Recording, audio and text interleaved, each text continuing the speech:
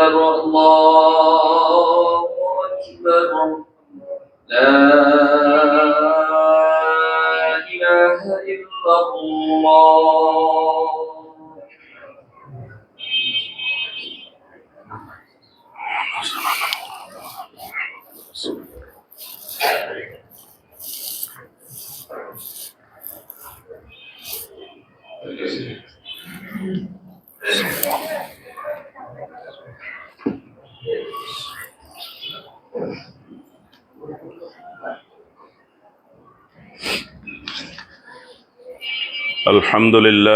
الحمد لله نحمده ونستعينه ونستغفره ونؤمن به ونتوكل عليه ونعوذ بالله من شرور أنفسنا ومن سيئات أعمالنا. من يهده الله فلا مضل له ومن يضلل فلا هادي له ونشهد أن لا إله إلا الله ونشهد أن سيدنا مولانا محمدا عبده ورسوله صلى الله عليه وسلم.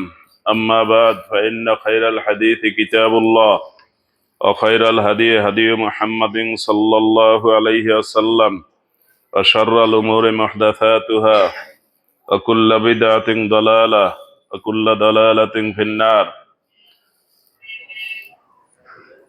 أيها الحاضرون المستمعون الكرام، هذا يوم الجمعة سيد الأيام في الأسبوع، وهذا شهر شعبان قبل رمضان، وفي رمضان أنتم ضيوف الرحمن، ستكون في رمضان الصائمون. قال الله تعالى في القرآن المجيد: ونزلنا عليك الكتاب تبيانا لكل شيء وهدى ورحمة وبشرى للمسلمين. وفي سورة البقرة قال الله عز وجل: أفتؤمنون ببعض الكتاب وتكفرون ببعض فما جزاء من يفعل ذلك منكم إلا خزي في الحياة الدنيا ويوم القيامة يردون إلى أشد العذاب وما الله بغافل عما يعملون. وقد جاء في الحديث الشريف برواية عائشة رضي الله تعالى عنها أم المؤمنين قالت: كان رسول الله صلى الله عليه وسلم يصوم حتى نقول لا يفطر ويفطر حتى نقول لا يصوم، وما رأيت رسول الله صلى الله عليه وسلم استكمل صوم شهر قط إلا رمضان، وما رأيته في شهر أكثر منه صياما في شعبان. وفي رواية قالت: كان يصوم شعبان كله وكان يصوم شعبان إلا قليلا، متفق عليه. وقد جاء في الحديث الشريف برواية أبي هريرة رضي الله تعالى عنه: لا يصوم أحدكم يوم الجمعة إلا يصوم قبله وبعده، متفق عليه. وعنه أنه قال: قال رسول الله صلى الله عليه وسلم: لا تختص ليلة الجمعة بقيام من بين الليالي، ولا تختص يوم الجمعة بصيام من بين الأيام، إلا يكون في صوم يصومه أحدكم، رواه مسلم. وعن أبي سعيد الخدري رضي الله تعالى عنه أنه قال: قال رسول الله صلى الله عليه وسلم: من صام يوما في سبيل الله بعد الله وجهه عن النار 70 خريفا، متفق عليه. وعن علي رضي الله تعالى عنه أنه قال: لو كان الدين بالرأي لكان أسفل الخف أولى بالمسح من أعلاه، وقد رأيت رسول الله صلى الله عليه وسلم يمسح على ظاهر خفيه، رواه أبو داود وللدارمي معناه। প্রিয় মুসল্লিবৃন্দ, সপ্তাহ ঘুরে সপ্তাহের শ্রেষ্ঠ দিন আবার আমরা শ্রেষ্ঠ দিনে জুমার দিনে জুমার নামাজ আদায়ের জন্য ইতিমধ্যে মসজিদে এসে হাজির হতে পেরেছি। শুকর আলহামদুলিল্লাহ।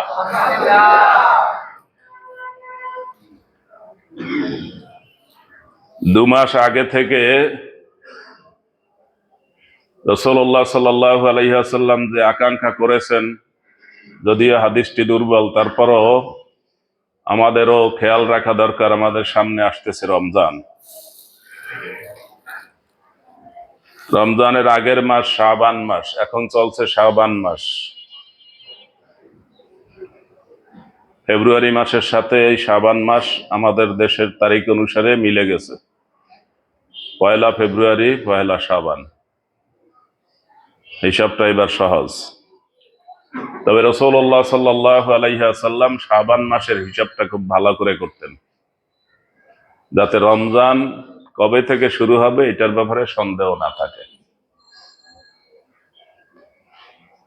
আগে থেকেই মনে রাখতে হবে শাবান মাসের আজকে কত চলছে, 29 কবে হবে, 30 হবে কি হবে না, 30 হবে কি হবে না, এটা কি আমাদের জানা আছে? চান্দ্র মাস, চাঁদের হিসাবে যে মাস আমরা গণনা করি, এই মাসের হিসাব আল্লাহর হাতে। আমাদের হিসাব মতো চাঁদ নাও উঠতে পারে, আবার একদিন আগেও উঠতে পারে। চান্দ্র মাস 29, 30। এই জন্য শাবান মাসেই সতর্ক থাকতে হবে। কবে থেকে শাবান মাস শুরু হয়েছে, 29 কবে হবে, আর 30 হবে নাকি 1 রমজান হবে, আগে থেকেই প্রস্তুতি। কথা কি ঠিক আছে? যৌক্তিক না অযৌক্তিক? তাহলে রমজান মাস ইবাদতের মৌসুম, ওটার জন্য প্রস্তুতি দরকার নাকি? কিন্তু আমাদের ইবাদতের ক্ষেত্রে যুক্তি সবসময় উল্টা। আমরা বেশি সওয়াবের আশায় যাকাত দিব কোন মাসে, আর আরব দেশের লোকেরা যাকাত দেয় কোন মাসে? কারণ বোঝা গেছে তো, রমজান মাসে আপনি আপনার সম্পদ হিসাব নিকাশ নিয়ে দাফাদাফি করবেন, তাহলে আপনার ইবাদত হবে কম সময়। আবার যেই লোকেরা যাকাত পাবে, অনেক জায়গায় জাকাত যারা দেয় কিয়ামতের আগে এরকম হবে, যারা জাকাত দিবে তারা যে নিবে তারা খুঁজবে। কিন্তু আমরা এখনো আছি তার উল্টা দিকে, যারা জাকাত নেয় তারা খোঁজে। রমজানের 1 সপ্তাহ যেতে না যেতেই ফিতরা টানাটানি শুরু হয়। রোজা কি শেষ হয়েছে, তা ফিতরা দিচ্ছেন কিসের? এটাও আর একটা অযৌক্তিক কাজ চলে। এই অযৌক্তিক কাজগুলোর ব্যাপারে হাদিসের, কোরআনের চুলচেরা বিশ্লেষণ করে এবং তথ্য উপাত্ত সব জোগাড় করে আমি আপনাদের কাছে সঠিক বিষয়টা বলার চেষ্টা করি। আর আপনাদের মধ্যেও অনেকে এগুলো মানার চেষ্টা করেন। শুধু যে আমার কথা শুনে মানেন তা না। বাহিরের একজন লোক এখানে নামাজ পড়েছে, নামাজের পরে আমার কাছে আসছে যে হুজুর, আপনার এখানের মুসল্লিরা আপনি যখন সালাম ফিরিয়েছেন তারা সালাম ফিরায় না, 2 দিকে শেষ হয়েছে পর ফিরাইলো আমার পাশে, এরকম তো আমি কোথাও দেখি নেই। তা আমি বললাম, আপনার কি অসুবিধা মনে হয়? মানে অসুবিধা মনে হয় না, কিন্তু আমরা তো ইমামের আগেও ফিরাই মাঝে মাঝে, তারা থাকে তো, গাড়ি ছাড়ে, টাইম যায়, তো এরকম হইলো কেন? তো আমি জিজ্ঞাসা করছি, আপনি হজ উমরা করছেন? করে নাই একটাও। যিনি বলছেন তিনি এখন এখানেও থাকতে পারেন, আমি জানি না। হজ উমরা যারা করছেন তারা দেখছেন কিনা, মক্কা মদিনায় ইমামের সাথে সাথে মুকাব্বির থাকে। মুকাব্বির প্রত্যেকটা কালেমা, আল্লাহু আকবার, রব্বানা ওয়ালাকাল হামদ, আসসালামু আলাইকুম ওয়া রাহমাতুল্লাহ, এই কটা শব্দ বলা হয় না? মুকাব্বির তো এই কটা শব্দ বলে। এই কটা শব্দ কি ইমামের সাথে সাথে বলে না শেষে বলে? একদম 2 দিকে সালাম ফিরানোর পরে এরপর নতুন করে শুরু করে। আর আমাদের ইমামের আগে আগে সব কাজগুলো তাড়াহুড়া করিয়া লোকেরা করে, এত ব্যস্ত, নামাজ শুরু হইলেই ব্যস্ত হয়ে যায়। অনুরূপ ভাবে শুরু হয়ে যায় ব্যস্ততা জানাজার সময়, আছে কিনা? জানাজার আগে বক্তৃতা দিতে দিতে আহারে লোকেরা দাঁড়াইতে থাকতে থাকতে অসহ্য হয়ে যাচ্ছে, কিন্তু বক্তার আশা পূরণই হয় না। 20 খানেক বক্তা যদি খাড়া করা যায় তাহলে মনে হয় মোটামুটি আশা পূরণ হয়। এরপর তারা নিজেদের মনের আকুতি সব প্রকাশ করিয়া লোকটার একেবারে জান্নাতে পৌঁছে দেওয়ার চেষ্টা করে। আর নামাজে দাঁড়াইলে কিছুই করা যায় না। নামাজে দাঁড়ালে পড়া যায়? কারণ ইমাম সাহেব তো পড়ে সানা, আর আপনি পড়েন কি সূরা ফাতিহা। তা আপনি পারবেন কেমনে? জানাজার নামাজে প্রথম তাকবীরের পরে কি পড়বেন? আউযু বিল্লাহি মিনাশ শাইতানির রাজিম, বিসমিল্লাহির রহমানির রহিম। এরপর আলহামদু সূরা পড়বেন একার পুরা। ইমাম সাহেবরাও বলে দিবেন যে হুজুর স্রোতে কত আর চলবেন? স্রোতে চলে কি খড়কুটা, স্রোতে চলে কি পানির উপরে যেগুলো ভাসে এগুলা স্রোতে চলে। স্রোত বুঝেন তো? হত, হত করলে ভালো বুঝেন না? হতে চলে, এই স্রোতে চলে খড়কুটা। আপনি আমলের ক্ষেত্রে কত খড়কুটার মতো আর চলবেন? সহিহ বুখারী শরীফের হাদিস, আব্দুল্লাহ ইবনে আব্বাস রাদিয়াল্লাহু তাআলা আনহু, যাকে বাদ দিলে কোরআনের তাফসীর হয় না, তার বর্ণনায় রয়েছে সূরা ফাতিহা পড়ে জানাজার নামাজ পড়েছেন তিনি, এবং সেইভাবেই মক্কা মদিনার ইমাম সাহেবরা পড়ে। আর বাংলাদেশে আসতে আসতে সূরা ফাতিহা বাদ দিয়ে শুরু হয়েছে কোনটা? সানা পড়ে। লা সালাতা ইল্লা বিফাতিহাতিল কিতাব। সূরা ফাতিহা ছাড়া কোনো নামাজই নাই। আছে? কি কি নামাজ আছে? তারাবির নামাজ সূরা ফাতিহা ছাড়া আসেনি। নফল নামাজ আছে, তাহিয়াতুল ওযু। তারপর বৃষ্টির জন্য যে নামাজ পড়ে, সূর্যগ্রহণের নামাজ পড়ছেন? সূরা ফাতিহা কয়বার পড়ে? আরো বেশি করে। আর জানা যায় মাইয়াত লোকটার জন্য আমরা কায়মানবাক্যে দোয়া করব, সেখানে দোয়ার সূরাই নেই। সূরা ফাতিহা কি দোয়া? ইহদিনাস সিরাতাল মুস্তাকিম, আল্লাহ আমাদেরকে সোজা পথ দেখান, দোয়া। আল্লাহ জিজ্ঞাসা করে সোজা পথ কোনটা?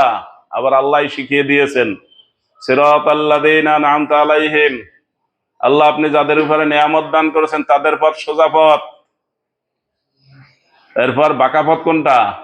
আবার আল্লাহ শিখিয়ে দিয়েছেন, গায়রিল মাগদুবি আলাইহিম, যাদের উপরে গজব পড়েছে, ইহুদি। ওয়ালাদ-দাল্লিন, যারা বিভ্রান্ত হয়ে গেছে, সঠিক পথ থেকে সরে গেছে, সঠিক পথের উপরে নাই, খ্রিস্টান এবং এদের আশেপাশে যারা আছে, এদের পথ হলো বাঁকা পথ। আল্লাহ আমাদেরকে ওই পথ দেখাবেন না। তো দোয়া করলাম কিনা? দোয়ার শেষে লোকেরা কি বলে? আমিন। সূরা ফাতিহার শেষে আমিন বলতে বলছে? তা আবার আমরা বাংলাদেশে বলি আস্তে আস্তে, নাকি? ইন্নাল ইয়াহুদা কওমুন হাসাদ, ইহুদিরা হিংসুক জাতি। কারা?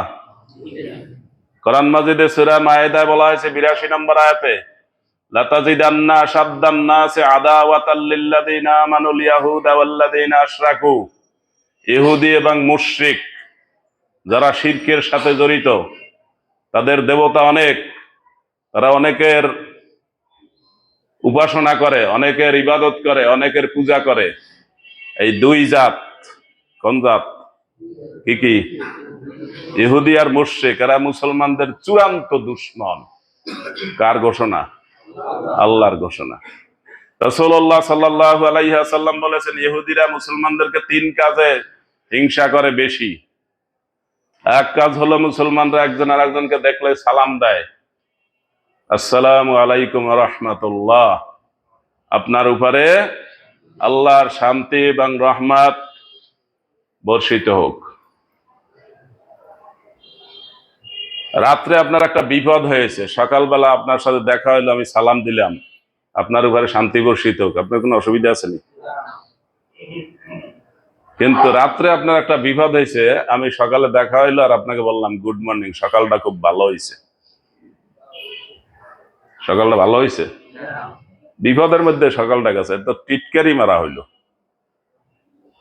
এই জন্য ওরা হিংসা করে যে মুসলমান এমন একটা শব্দ ব্যবহার করে যেটা অসুবিধায় থাকলেও বলা যায়, সুবিধায় থাকলেও বলা যায়।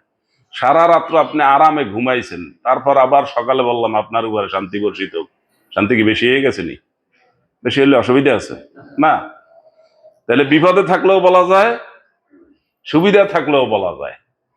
এমন একটা শব্দ আল্লাহ আমাদেরকে দিয়েছেন, আমরা দুনিয়ার শেষ উম্মাহ, শেষ জাতি। বহু চড়াই উতরাই পার করে আমাদের জন্য একটা সিলেবাস ঠিক করা হয়েছে, যেই সিলেবাসটা হলো শেষ সিলেবাস। বহু যাচাই বাছাই করে এটা দেওয়া হয়েছে, এই জন্য এটা ভালো হয়েছে। এই জন্য ইহুদিরা হিংসা করে।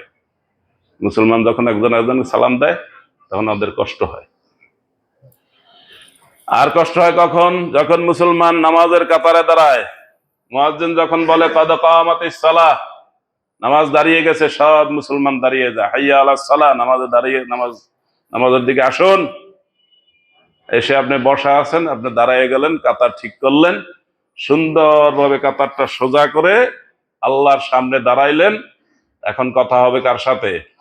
আল্লাহর সাথে। এটা ওদের কাছে কষ্ট, এটাও ওরা কষ্ট পায়। আর এই নামাজে দাঁড়িয়ে যখন মুসলমান ইমামের নেতৃত্বে সূরা ফাতিহা পড়ে, আর এই সূরা ফাতিহার মধ্যে শেষ দুইটা কথা কি বলে? আমাদেরকে অভিশপ্ত ইহুদিদের পথ দেখাবেন না, বিভ্রান্ত খ্রিস্টানদের পথ দেখাবেন না, আল্লাহ আমাদেরকে সোজা পথ দেখাবেন। আর মুসল্লিরা পিছনে সবাই বলে কি? আমিন। তখনও ওরা কষ্ট পায়, যারা নামাজের মধ্যেও আমাদেরকে বদদোয়া করে। আর এই দোয়া তো ফেল হবে না। দুনিয়াতে ইহুদিরা, আপনারা জানেন, ইহুদিরা অনেক জায়গায় নেতৃত্ব দেয়। কিভাবে? আন্ডারগ্রাউন্ডে, সামনে না। ফিলিস্তিনে মুসলমানদেরকে তারা এই কতদিনে, অল্প দিনের মধ্যে প্রায় 50,000 মুসলমান ফিলিস্তিনি তাদেরকে হত্যা করেছে। সারা দুনিয়ার লোকেরা হত্যা হয়ে গেলে তাদেরকে নিয়ে দাফনের ব্যবস্থা করে, আহত হইলে চিকিৎসা করে, কিন্তু ওই যে হত্যাকাণ্ড করতে না পারে এই ব্যবস্থা এখন পর্যন্ত 57টা মুসলিম রাষ্ট্র তারা করতে পারতেছে না। কেন পারতেছে না? রাজনৈতিক অনেক কারণ। অনেক কারণ কি? রাজনৈতিক। কিন্তু ওইখানের যারা মুসলমান আছে তারা জানে যে রাসূলুল্লাহ সাল্লাল্লাহু আলাইহি সাল্লাম তাদের জন্য একটা সুসংবাদ দিয়েছেন। দুনিয়ার মধ্যে সবচাইতে পবিত্র জায়গা ওই জায়গা, আর ওই জায়গায় ঈমান আমান নিয়ে যারা থাকবে তারা যদি এখানে শত্রুর হাতে নিহত হয় তারা শহীদি মর্যাদা পাবে। আর এক সময় ওই জায়গার নেতৃত্ব মুসলমানদের হাতে আসবে, ওরা সব শেষ হয়ে যাবে। লা তাকুমুস সাআহ হাত্তা ইউকাতিলুল মুসলিমুনা ওয়াল ইয়াহুদ। সহিহ মুসলিম শরীফের হাদিস, রাসূলুল্লাহ সাল্লাল্লাহু আলাইহি ওয়াসাল্লাম বলেছেন, কিয়ামত হবে না যতক্ষণে মুসলমান এবং ইহুদিদের মধ্যে তুমুল যুদ্ধ না হবে। ওয়ায়াকতুলুহুমুল মুসলিমুন, সেই যুদ্ধে মুসলমানরা ইহুদিদেরকে সব শেষ করে দিবে। রাসূলুল্লাহ সাল্লাল্লাহু আলাইহি ওয়াসাল্লামের হাদিস সত্য, মুসলমান হিসাবে আমরা বিশ্বাস করি। আপনাদের কি বিশ্বাস হয়? এই যে হাদিস, এই হাদিসের আশায় ওখানে মুসলমানরা এই এত জুলুমের মধ্যে ওখানে তারা থাকে। হয়তো অনেকে ওই এলাকা ছেড়ে চলে গেছে, সৌদি আরবে ঢুকছে, কাতারে ঢুকছে, কুয়েতে ঢুকছে, মুসলিম রাষ্ট্রে অনেকে চলে গেছে ফ্যামিলি নিয়ে, আর এখানে ফিরে আসবে না, অনেকে চলে গেছে। কিন্তু তারপর ওখানে মারা যাওয়ার পরও ফিলিস্তিনের মুসলমানরা থাকে। কি আশায় থাকে? তারা শহীদ হবে। একজন বলছে তার ফ্যামিলি, তার বা বংশের 22 জন শাহাদাত বরণ করছে। সে বলতেছে আলহামদুলিল্লাহ, আমার বংশে 22 জন শহীদ হয়েছে। এটা তার জন্য গৌরবের বিষয়, তার জন্য খুশির বিষয়, আলহামদুলিল্লাহ। সুতরাং দুনিয়ার যে কোনো জায়গায় ইহুদিরা থেকে, আন্ডারগ্রাউন্ড থেকে যেভাবেই হোক নেতৃত্ব দেয়, কিন্তু আল্লাহ বলেছেন দুরিবাত আলাইহিমুজ জিল্লাতু ওয়াল মাসকানা, আল্লাহ ওদের জন্য অপমানজনক জীবন এবং মিসকিন, বাস্তুহারা অবস্থায় তারা থাকবে, এটা আল্লাহ অবধারিত করে দিয়েছেন। ওরা পিছনে টাকার খেলা খেলে, কিন্তু ওরা সবসময় থাকে ইল্লা বিহাবলিম মিনান নাস আও বিহাবলিম মিনাল্লাহ। ওরা আল্লাহর রজ্জু ধরে থাকবে, বাঁচতে চাইলে এই ঈমান নিয়ে থাকতে হবে, অথবা কারো লেজ ধরিয়ে থাকতে হবে। কারো লেজ ধরিয়ে থাকাটা কি সম্মানজনক বাঁচা? ইহুদিরা বাঁচে কিভাবে? লেজ ধরিয়ে বাঁচে। কার লেজ ধরা আছে এখন? বড় বড় খ্রিস্টান দেশগুলার লেজ ধরিয়ে তারা থাকে। এখানে যারা উপস্থিত আছেন আরো কিছুদিন যদি বাঁচেন, আমিও যদি আর কিছুদিন বাঁচি, আশা করা যায় অল্প দিনের মধ্যে আমরা দেখব এই ইহুদি রাষ্ট্রটা শেষ, ইনশাআল্লাহ। রাসূলুল্লাহ সাল্লাল্লাহু আলাইহি ওয়াসাল্লাম হাদিসে সুসংবাদ দিয়েছেন, ভবিষ্যৎবাণী করেছেন, হাদিসটা এখনো শেষ করতে পারিনি। মুসলমান ইহুদি যুদ্ধ হবে, ফায়াকতুলুহুমুল মুসলিমুন, মুসলমানরা তাদেরকে শেষ করে দিবে। হাত্তা ইয়াখতাবিয়া ইয়াহুদিয়ুন ওয়ারা আশ-শাজার ওয়াল হাজার, তখন দুই একটা ছিটে ফোটা ইহুদি থাকবে আত্মগোপন করে পাহাড়ের পিছনে আর গাছের পিছনে। ফায়াকুলুল হাজার ওয়াশ শাজার ইয়া মুসলিম ইয়া আব্দুল্লাহ তাআলা হুনাকা ইয়াহুদিয়ুন খালফি, এই মুসলমান এদিকে আসো, আমার পিছনে একটা ইহুদি আছে, ওরে শেষ করে দাও। গাছের আড়ালে পলায়ন করলো গাছ বলে দিবে, পাহাড়ের আড়ালে পলায়ন করলে পাহাড় বলে দিবে, এমন একটা দশা ওদের হবে। সহিহ মুসলিম শরীফের হাদিস। ইল্লাল গারকাদ, তবে এক ধরনের গাছ আছে, সেই গাছ এটা বলবে না। এই গাছের নাম আরবিতে বলা হয়েছে গারকাদ। আমি এই গাছটা খোঁজার চেষ্টা করেছি, বোঝার চেষ্টা করেছি। এটা বেগুন গাছের মতো পাতা, 3 মিটারের মতো লম্বা। 3 মিটারে কয় হাত? 6 হাতের চাইতে একটু বেশি। এরপর ফিলিস্তিনি একটা জামাত আসছিল, তাবলিগ জামাত। আমি তখন বরিশালে ছিলাম। ওই জামাতের মধ্যে যারে মনে করছি যে তিনি কোরআন হাদিস সম্পর্কে ভালো জানেন, তাকে জিজ্ঞাসা করছি, আপনি কি এই হাদিসটা জানেন যে মুসলমান ইহুদি যুদ্ধ হবে, ওরা শেষ হয়ে যাবে, গাছের আড়ালে পাহাড়ের আড়ালে ওরা পলায়ন করলে তারপর ওই গাছ আর পাহাড় বলে দিবে যে এখানে ইহুদি আছে, ওরা হত্যা করো। গাছও বলে দিবে, এই হাদিস কি আপনি জানেন?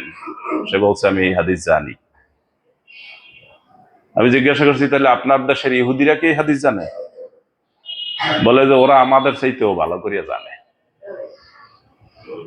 তারপর ওরা কি করলো, যে ওরা করছে এই যে ওরা ওদের বাড়ির এখানে সেখানে যতটুকু ফাঁকা জায়গা পায় সেখানে ওই গাছ লাগায়।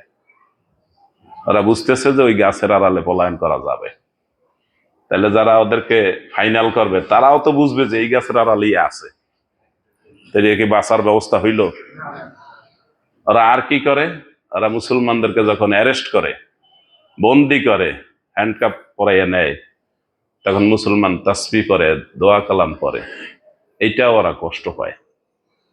তখন কি করে, যাদেরকে বন্দি করে তাদের মুখে ট্যাপ লাগাই দেয়, যেন মুখ দিয়ে কিছু উচ্চারণ করতে না পারে। মুখ দিয়ে কি উচ্চারণ করতে হবে?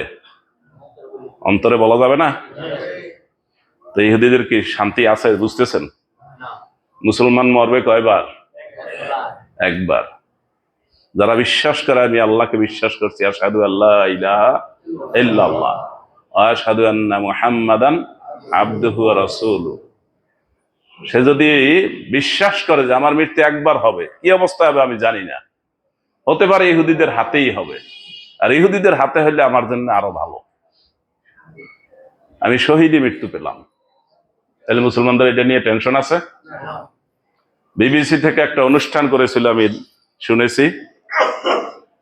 সেই অনুষ্ঠানে তারা এই ফিলিস্তিন নিয়ে যে এই যুদ্ধ বিগ্রহ, এটার সমাধান হবে কিনা, এটা হলো তাদের উদ্দেশ্য, অথবা তাদের উদ্দেশ্য অন্যটা থাকতে পারে, আমি জানি না। সেক্ষেত্রে তারা সাধারণ মানুষের সাক্ষাৎকার নিয়েছে, জিজ্ঞাসা করছে ইহুদিদেরকে, যাদের সাথে মুসলমানদের মাঝে মধ্যেই নিত্যদিন দ্বন্দ্ব হয়, মারামারি হয়, অসুবিধা হয়, তাদেরকে জিজ্ঞাসা করা হয়েছে তোমরা এখানে এই মারামারি করে কতদিন থাকবা? তারা বলছে যদি যতদিন থাকতে পারি থাকবো, যদি দেখি না থাকতে পারি না তাহলে চলে যাব। কোথায় চলে যাবেন? যেখান থেকে আসছে সেখানে যাব। কোথা থেকে আসছে? ব্রিটেন থেকে আসছে, আমেরিকা থেকে আসছে, ফ্রান্স থেকে আসছে, জার্মানি থেকে আসছে, বিভিন্ন দুনিয়ার জায়গা, বিভিন্ন জায়গা থেকে ইহুদি সব কুড়িয়ে কাছিয়ে এনে ওইখানে একটা রাষ্ট্র বানানো হয়েছে। তাহলে তারা আসল কথাটা বলেছে যে অসুবিধা হলে চলে যাবে। ঠিক মুসলমানদেরকেও জিজ্ঞাসা করা হয়েছে ইহুদিদের সাথে মারামারি করে কতদিন আপনারা থাকবেন? বৃদ্ধা মহিলা, বয়স 60-70-এর উপরে, তাকে জিজ্ঞাসা করা হয়েছে কতদিন এদের সাথে মারামারি করবেন, এভাবে চলবে কিভাবে? বলছে কি করব, আমাদের তো আর কোনো জায়গা বা জমি নাই, বাড়ি ঘর নাই, দেশও নাই, আমাদের তো এখানেই থাকতে হবে, এখানে মরলে এখানেই মরতে হবে। সব তো পাওয়া গেছে তো। ওই দেশটা কাদের? ওরা তো বলে না যে আমরা চলে যাব, আর ইহুদিরা বলে কি অসুবিধা হইলে চলে যাব। কোথা থেকে? কোথায় যাবে? যেখান থেকে আসছি। তার মানে তারা উড়ে এসে জুড়ে বসেছে। কথা ক্লিয়ার? সুতরাং মুসলমানদের তিন কাজে ওরা হিংসা করে। সালাম দিলে, সালাম আছে তো ঠিক মতো? আমরা ঘরে ঢোকার সময় ঘরে যারা আছে তাদেরকে অনেকেই সালাম দেই না, শরম করে। বাইরের লোকের শান্তি কামনা করে, কিন্তু ঘরের লোকের কামনা করে না। তাহলে তো ঘরে ঝগড়া তো চলতেই থাকবে। এই ঘরে ঝগড়া চলতে থাকবে না, তাহলে শান্তি তো কামনা করেন না। আবার ঘর থেকে যখন আসেন তখনও সালাম দিয়ে আসতে হবে, আসসালামু আলাইকুম ওয়া রাহমাতুল্লাহ। ওখানে কেউ থাক আর না থাক, কেউ শুনুক আর না শুনুক, এটা আপনার দরকার নাই। এই সালামের যত বেশি প্রচার হবে ততই আমাদের শান্তি বেশি হবে, আর আমাদের শত্রুদের ততই কষ্ট হবে। কথা ক্লিয়ার? নামাজের কাতার যত সুন্দর সোজা হবে ততই ওদের অসুবিধা হবে, ইহুদিদের অসুবিধা হবে। ইমাম সাহেব যখন বলবেন গায়রিল মাগদুবি আলাইহিম ওয়ালাদ-দাল্লিন, এরপর ইমাম সাহেব বলবেন কি আমিন। আর আপনারা বিছানে কি করবেন? চুপ থাকবেন না মনে মনে বলবেন? দোয়ায় শরীক হইতে চান না। কিন্তু যখন আমরা বলি, এই যে সানি খুতবা যখন বাংলা শুরু করে দেই, আরবি খুতবা দেওয়া তো আমাদের দেশে ফরজ নাকি? আরবি ভাষায় কথা বলা কি ফরজ? সুন্নাত। নবী আরবিতে কথা বলছে, এখন আরবিতে কথা বলা সুন্নাত নাকি? তাহলে আপনার তো সবাই সারাদিন সুন্নাতের খেলাফ কাজ করেন। আরবিতে কথা বলা কোনো সুন্নাত না, আরবিতে কথা বলা কোনো সওয়াবের কাজও না। সুতরাং যে বিষয়গুলো আমি বলতেছি সেই বিষয়গুলা আরবিতে বলা কি উপকার বেশি? এটা আমাদের দেশের একটা ফতোয়া যে খুতবা আরবিতে হইতে হবে, অথচ আরবি ভাষায় কথা বলা কোনো সুন্নাত না। বাইতুল মোকাররমের খতিবের কাছে যাই জিজ্ঞাসা করে দেখবেন উনি কি বলে। বলবে যে না, আরবিতে কথা বলা সুন্নাত না। তাহলে আরবিতে খুতবা দেওয়া সুন্নাত কেন, ফরজ কেন? এগুলা নিয়ে অনেক কথা আছে। যখনই আমি দোয়ার মধ্যে বলি আল্লাহ আমাদের সবাইকে ভালো ইমানদার বানিয়ে দিন, তখন আপনারা সবাই বলেন কি আমিন। কিন্তু যখন বলি গায়রিল মাগদুবি আলাইহিম ওয়ালাদ-দাল্লিন, তখন এরকম আওয়াজ হয় না।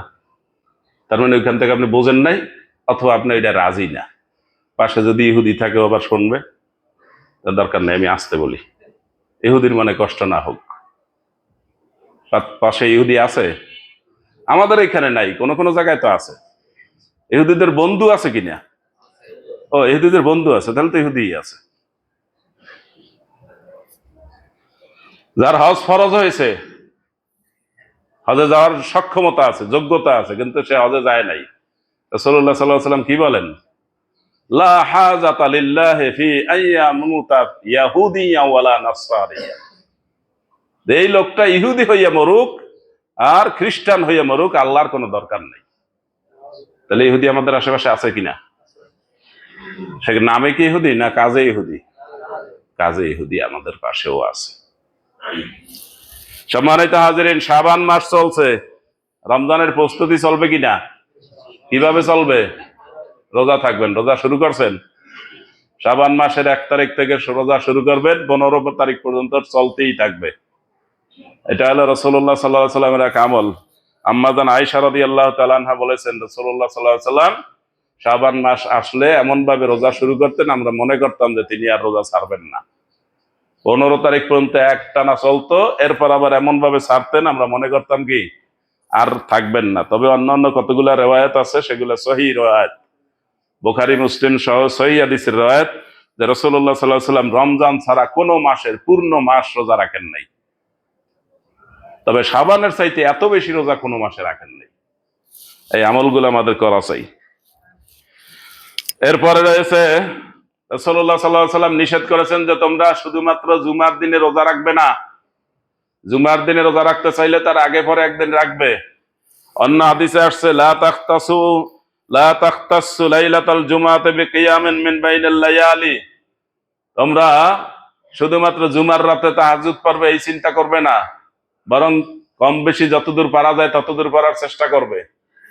অনুরূপভাবে বলেছেন শুধুমাত্র জুমার দিনে রোজা রাখবে এই চিন্তা করবে না, বরং রোজা রাখবে সোমবার বৃহস্পতিবার, অথবা সাধ্যমতো যে একদিন পর একদিন যদি কেউ রাখতে চায় সেও রাখতে পারে, কিন্তু শুধুমাত্র জুমার রাত্রে জুমার দিনে রোজা রাখবে এই চিন্তা করা যাবে না। রাসূলুল্লাহ সাল্লাল্লাহু আলাইহি ওয়াসাল্লাম যা করে বলেছেন তাই অনুসরণ করতে হবে, তাই মানতে হবে, তাইলে আপনি মুমিন।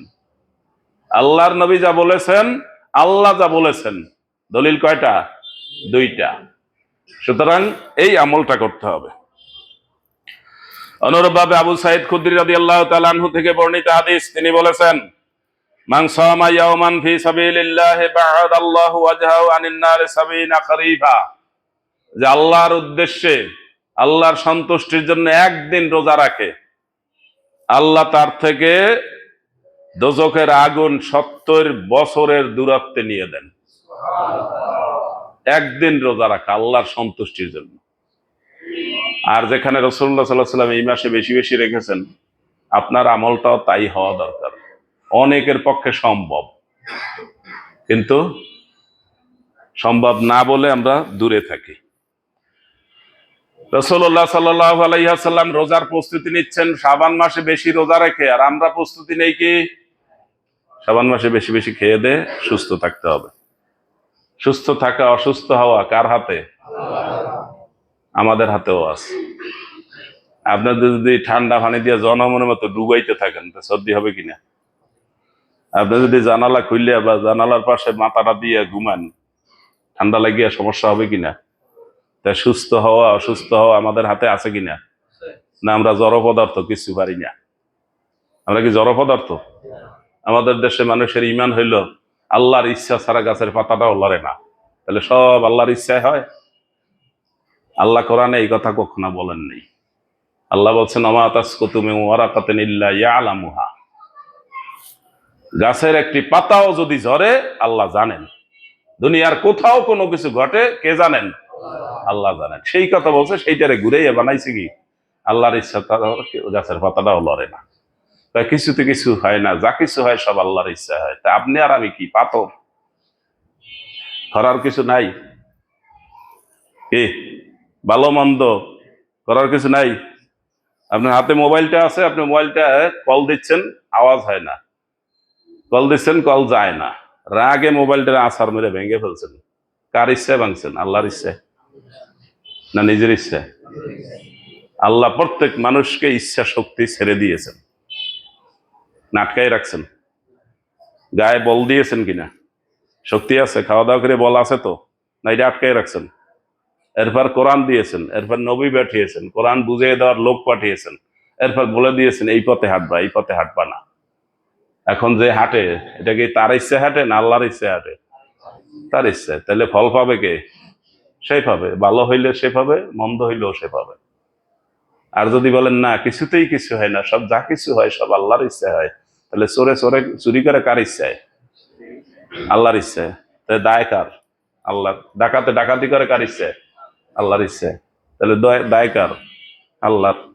খুনি খুন করে কার ইচ্ছায়? আল্লাহর ইচ্ছায়। আল্লাহ ইচ্ছা না করলে খুন করতে পারতো?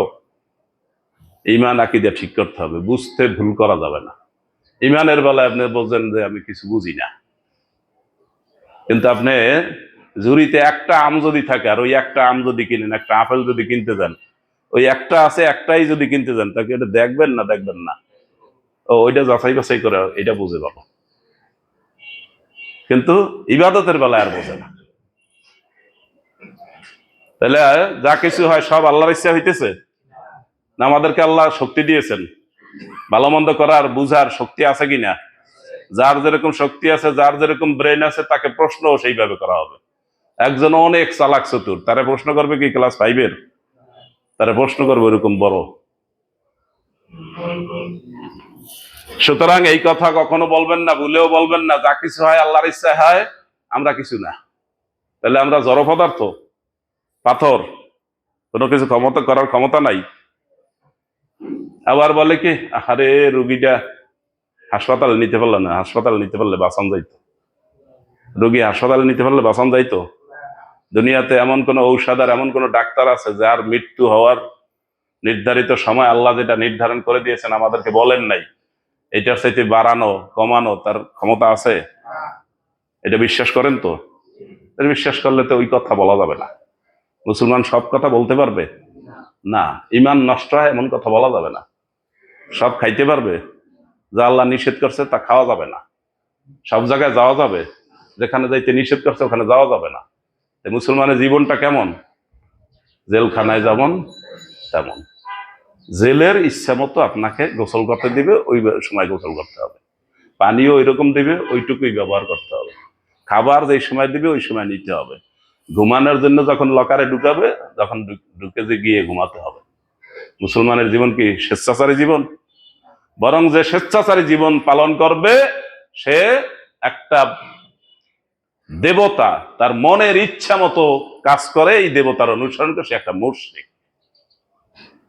সম্মানিত হাজিরিন, ইমান ঠিক করতে হবে। রমজান আসতেছে, অনেকেই রোজা থাকে না, ভালো মুসলমান রোজা থাকে না। আর ইফতারের কিন্তু লোক আছে, ইফতার করার সময় লোক আছে কিনা? অনেক লোক আছে। টুপি একটা মাথায় দিয়ে যে ইফতার করতে বসে, জিজ্ঞাসা করলে সত্য কথা কয় না, আজকে রোজা রাখতারিনি, বয়স হয়েছে 60 বছর, খালি আজকে রোজাটা রাখতে পারে না, ইফতারে আসছে। এরকম লোক আছে কিনা? আপনারা দেখেন না, আমি দেখি। সম্মানিত হাজিরিন, সময় তো শেষের দিকে এসে গেছে, আপনারা একটু খেয়াল রাখবেন সব সময়। 1:15 বাজলেই ওইদিকে কিছু বাক্স আছে, গুলা কোনো কথাবার্তা না বললে সাইডে দিবেন। মনে থাকবে তো? মনে থাকবে। আর আপনাদেরকে আবার আমরা আহ্বান জানিয়েছি, মসজিদের কাজ চলতেছে, আপনারা সহযোগিতা করবেন। আবার এই গত সপ্তাহে বলার পরে আপনাদের রেডিমেড সহযোগিতা মাশাআল্লাহ আলহামদুলিল্লাহ অনেক হয়ে গেছে।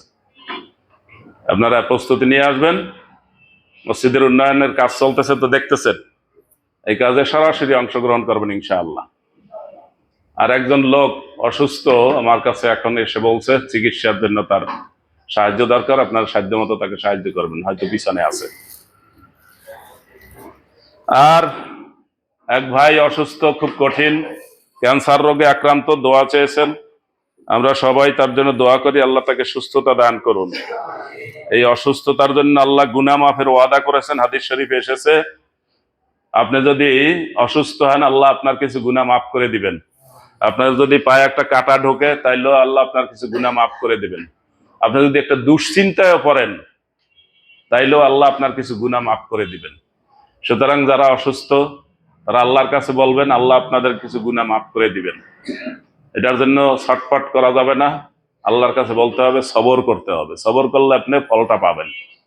আর যদি সবর না করেন, হাহুতাশ বেশি করেন, এরপর আবার আল্লাহর কাছে বলেন, তাহলে কাউ পাওয়া যাবে না। ওই হাদিস তো শুনছেন, এক মহিলা তার সন্তান মারা গেছে, ছটফট করিয়া কাঁদতেছে, আহ আহ উহ করতেছে, বিলাপ করতেছে। রাসূলুল্লাহ সাল্লাল্লাহু আলাইহি ওয়াসাল্লাম বলছেন, ইসবিরি, ধৈর্য ধারণ করুন, মৃত্যু আপনার হাতে না, এটা আল্লাহর হাতে। মহিলা কি বলছে? মাকা নাকা, কাজে আপনারটা আপনি বুঝবেন, আমারটা আপনি বুঝবেন না। আমার যে কি কষ্ট এটা আপনি বুঝবেন না, আপনার হইলে তখন বুঝতেন। রাসূলুল্লাহ সাল্লাল্লাহু আলাইহি ওয়াসাল্লাম আর কিছু না বলে চলে গেছেন। পরে লোকেরা বলছে, এই তুমি কারে কথা কি বলছো? কিন্তু আল্লাহর নবীকে তালিম দিছো। তখন মহিলা আবার রাসূলুল্লাহ সাল্লাল্লাহু আলাইহি ওয়াসাল্লামের কাছে গেছে, ইয়া রাসূলুল্লাহ, আমি আপনাকে চিনতে পারিনি, আমি এখন ধৈর্য ধারণ করছি। রাসূলুল্লাহ সাল্লাল্লাহু আলাইহি ওয়াসাল্লাম বলছেন, না, এখন হবে না। ইন্না সাবর ইনদা সাদমাতিল উলা, ধৈর্য ধারণ করতে হবে কখন? প্রথম ধাক্কায়। যখন আপনি শুনবেন আপনার শিশু সন্তান মারা গেছে, সাথে সাথেই ধৈর্য ধারণ করতে হবে, আল্লাহর ফয়সালা, আমি আলহামদুলিল্লাহ, আমার কোনো দুঃখ নাই।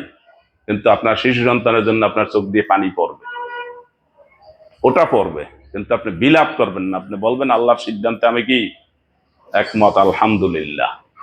এরপর কি বলবেন? ইন্না লিল্লাহি ওয়া ইন্না ইলাইহি রাজিউন। আমরা সকল অসুস্থের জন্য দোয়া করি, আল্লাহ তাদেরকে সবর করার তৌফিক দান করুন, আর তাদেরকে সুস্থতা দান করুন। আরো একজন দোয়া চেয়েছেন, মরহুম আলহাজ আব্দুল ওয়াহাব, তিনি আমাদের এখানে মুসল্লি ছিলেন। 1 বছর আগে সম্ভবত তিনি মারা গেছেন। তার পরিবারের সদস্যরা দোয়া চেয়েছেন, বিভিন্ন ভালো কাজে তার অংশগ্রহণ ছিল, আমি যতটুকু জানি। আল্লাহ তার নেক আমলগুলো কবুল করুন, তার পরিবার পরিজনকে সবর করার তৌফিক দান করুন, আমাদেরকেও কবুল করুন। سبحانك لا علم لنا إلا ما علمتنا إنك أنت العليم الحكيم صدق الله العلي العظيم وصدق رسوله النبي الكريم ونحن على ذلك من الشاهدين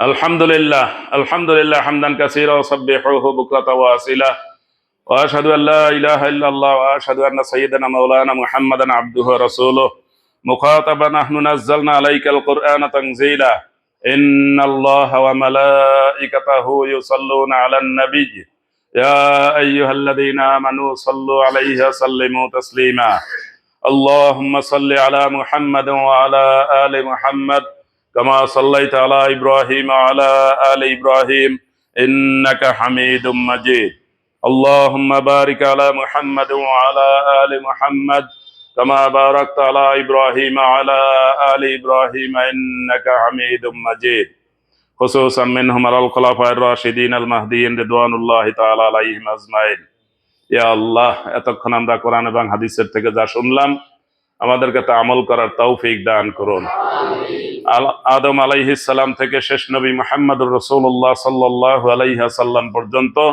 যত নবী রাসূল দুনিয়াতে এসেছেন আল্লাহ আপনার কাছে তাদেরকে সর্বোচ্চ মর্যাদা দান করুন তাদের সাথে থেকে তাদের সহযোগিতা করে ঈমানের উপরে যারা রয়েছেন তাদের সঙ্গীগণ তাদের সাহাবায়ে কেরাম আল্লাহ তাদেরকে সর্বোচ্চ মর্যাদা দান করুন আল্লাহ আমাদের আত্মীয় স্বজন ঈমান নিয়ে কবরবাসী হয়ে গেছেন যারা দুনিয়া ছেড়ে চলে গেছেন আল্লাহ সবাইকে মাফ করে দিন তাদের নেক আমলগুলো কবুল করে নিন আল্লাহ তাদের পাপগুলো মোচন করে দিন আল্লাহ আমরা যারা বেঁচে আছি আমাদেরকে ঈমান ও আমলের উপরে থাকার তৌফিক দান করুন আমাদের সামনে আসতেছে রমজান মাস সওয়াবের মৌসুম এই সওয়াবের মৌসুমে আমাদেরকে বেশি বেশি সওয়াব অর্জন করার তৌফিক দান করুন যাদের ওমরা করার তৌফিক আছে তারা যেন রমজান মাসে ওমরা করেন আল্লাহ তাদেরকে তৌফিক দান করুন আর যারা এখনো পর্যন্ত ইতিকাফ করিনি 10 দিনের ইতিকাফ এটা ঈমানের অংশ রমজান মাসের শেষের দশক ইতিকাফ করা ঈমানের অংশ যারা এখনো ইতিকাফ করেননি জীবনে একবারও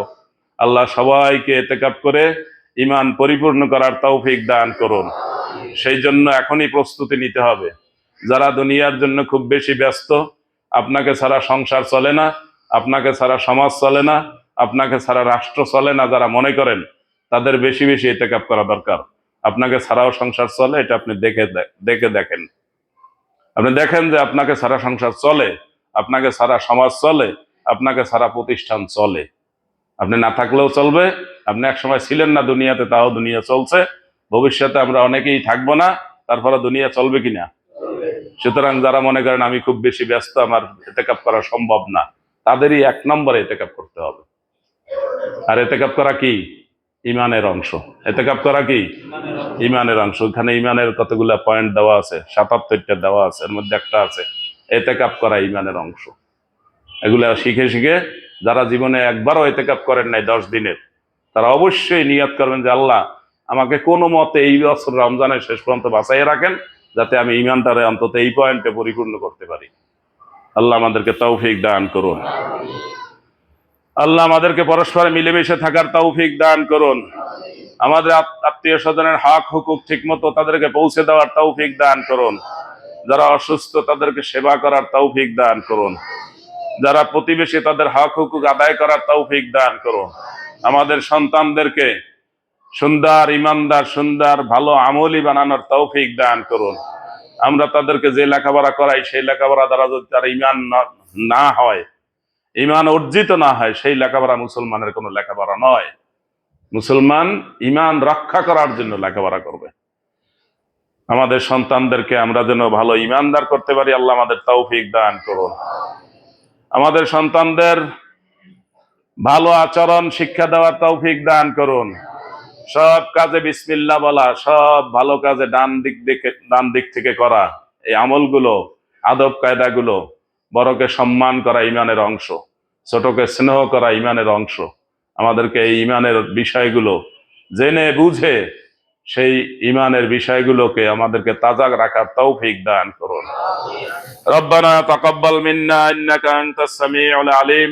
وتب علينا إنك أنت التواب الرحيم ربنا هب لنا من أزواجنا وذرياتنا قرة أعين واجعلنا للمتقين إماما ربنا اغفر لنا ولإخواننا الذين سبقونا بالإيمان ولا تجعل في قلوبنا غلا للذين آمنوا ربنا إنك رؤوف رحيم سبحان ربك رب العزة عما يصفون وسلام على المرسلين والحمد لله رب العالمين